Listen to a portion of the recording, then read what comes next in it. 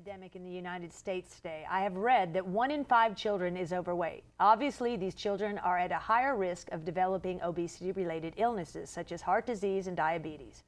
Our next guest is nutritionist Jill Places.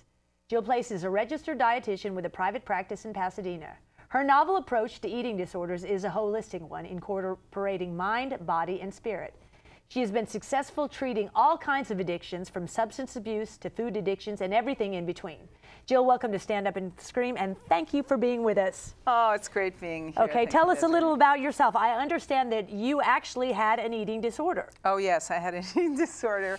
Well, I was an actress. So when you're an actress, you're never thin enough. Right. And you're always, you walk into a room, an audition room, and there's like 500 women, and they all look prettier and skinnier than you. And you're going like, oh my gosh, I've got to do something. So yeah, I actually was a little anorexic, but mostly I starved myself, and then I would binge, and then I would starve myself and binge. And I'm so prevalent today in our society, isn't it? Yes, and I'm too old to actually have been bulimic because that came later. Uh-huh.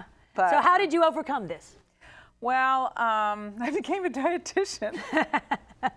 No, I really, what I did was I really had to get a handle on it. I really Did it just hit you one day like, Jill, you gotta No, I got very, yourself. very, very, very tired of obsessing about food.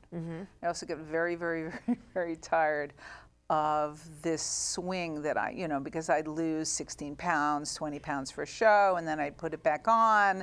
And then I was always obsessing that I was too fat, and my agent would say, you're too fat, and then if I was too thin, they'd say, but your thighs are too big. Well, I have Russian peasant hips, and that's just okay, the way that's it you, is. huh? It's true, I really do.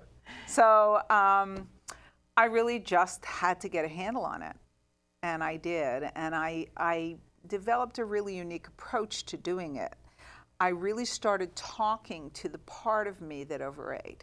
And what part of you was that? Well, it's interesting because there's actually a model of psychology that talks about this. It talks about the subpersonalities we develop as coping mechanisms. And I didn't know then that there was actual a psychological model because I'm not a trained psychologist, but I found out later because I have friends who are psychologists. And so I started talking to that part, and actually what I did was I reintegrated that part into my psyche, because when we have a part of us that acts out, we tend to like go, I don't want you in my life, get out of my life. And so you denied this part of yourself? Yeah, so that's like a little kid. It goes, well, forget you, I'm just going to eat 10 cookies. Okay. And it does, and then you hate yourself after that. It's a vicious cycle, isn't it? Yeah. So you really have to become friends with the part of you that overeats. So you had to kind of get to know yourself again, right? Become intimate with yourself. Well, that part of me, because that was a part. There's a wonderful author named Debbie Ford, or a lot of other people who talk about the shadow selves. These are the shadow selves, the parts of us we don't acknowledge. And I guess that part acts out in many different ways. Some people with smoking, some people with food, and many different drugs, alcohol, gambling. If you think about substance abuses and process abuses, of which really overeating, compulsive overeating is really a process abuse. It's not a substance abuse.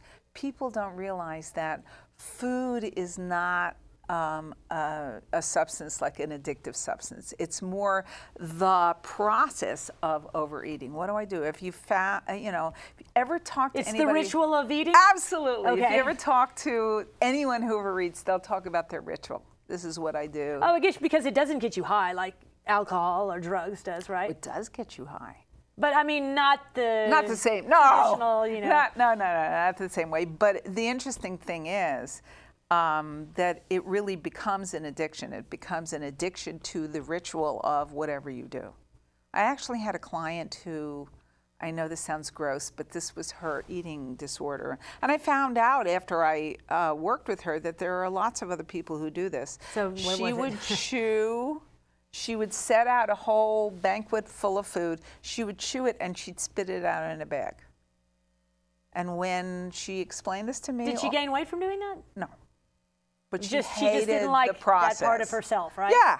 Yeah. Just like, you know, if you gain weight from overeating, you hate that part of yourself.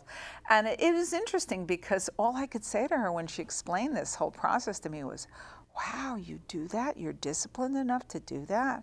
And we immediately became fast friends, and I helped her get through this. It was wild. So you call your treatment getting lighter. Yeah. Can you explain that to us?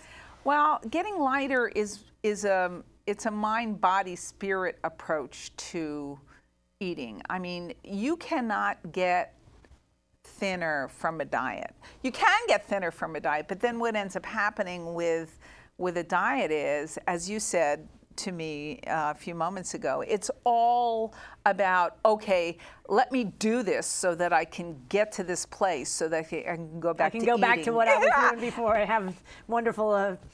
Yeah, pastries, and, you know, I live in Pasadena near Allen, you know, it's the Armenian pastry heaven. It is, isn't it great?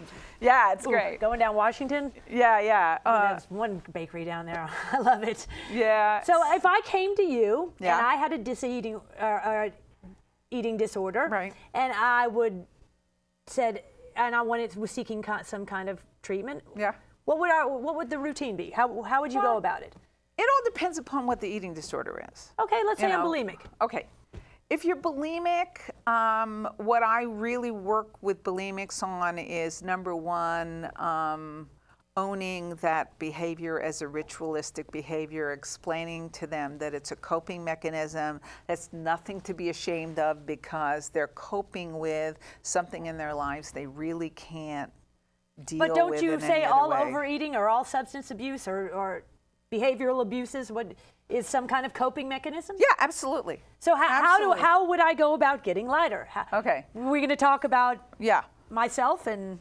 I talk about, but then I with bulimics specifically, I get them on 3 meals a day because what they basically do is they basically binge, and then what they do is they starve themselves after they binge because they feel so guilty, or they throw up and then they starve themselves. So they're not on any